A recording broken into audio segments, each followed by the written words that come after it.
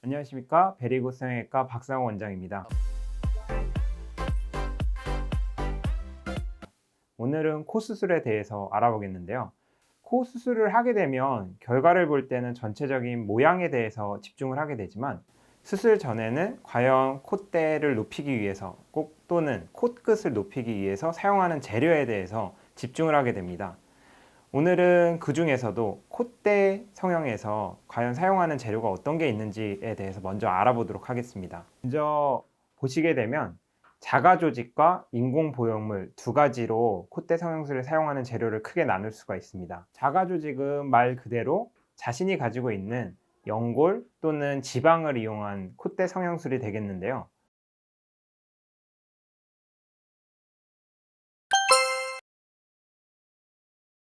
진피지방은 그림에서 보는 바와 같이 엉덩이 골 사이에 10cm 정도의 절개선이 생기게 되고, 다른 자가 조직에 비해서 부드러운 장점이 있으나 어느 부분이 특정 부위가 흡수가 되어 높이가 변할 수 있다는 단점이 있습니다.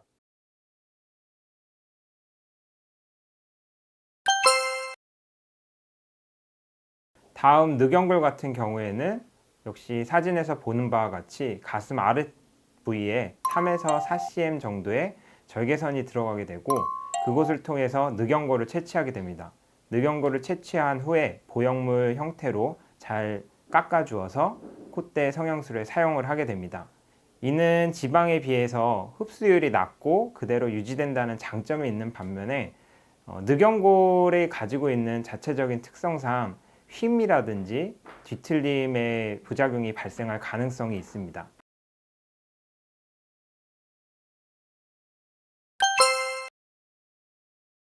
다음은 두피근막과 늑연골을 이용한 다이스트 카틸리지인데, 이는 귀 상단 부분에 3에서 4cm 정도의 절개선이 들어가게 되고 그곳을 통해서 두피근막을 획득하게 됩니다. 그리고 먼저 말씀드린 바와 같이 가슴 부위에서 늑연골을 채취한 후에 이 늑연골을 잘게 잘라주게 됩니다. 그리고 두피근막에다가 늑연골을 감싸주어서 다시 콧대 모양의 보형물을 만들어 주어 삽입을 하게 됩니다.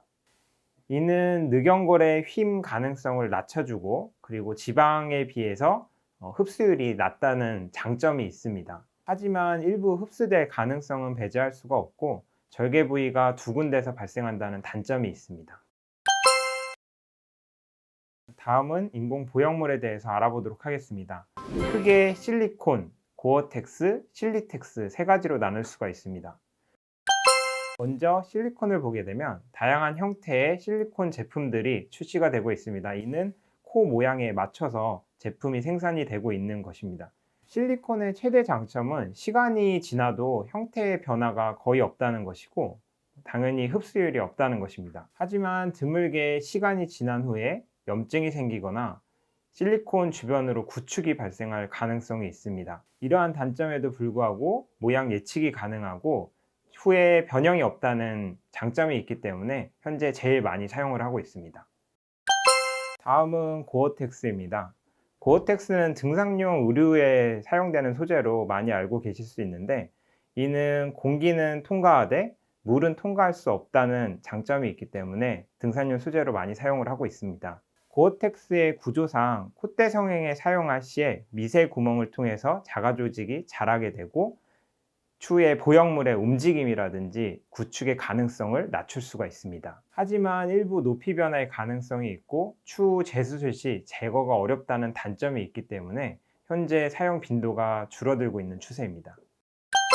다음 마지막으로 실리텍스입니다. 실리텍스는 말 그대로 실리콘과 고어텍스를 합친 제품으로 실리콘 위에 고어텍스를 감싼 제품이라고 생각을 하시면 됩니다. 이는 실리콘의 형태 변화가 없는 장점과 고어텍스의 미세 구멍을 통해서 조직이 자라 움직임이 거의 없다는 장점을 합친 제품이라고 생각하면 됩니다. 하지만 이 역시 추후 재수술 시 제거가 어렵다는 단점이 있고, 높이의 변화가 미세하게나마 생길 수 있는 단점이 있습니다.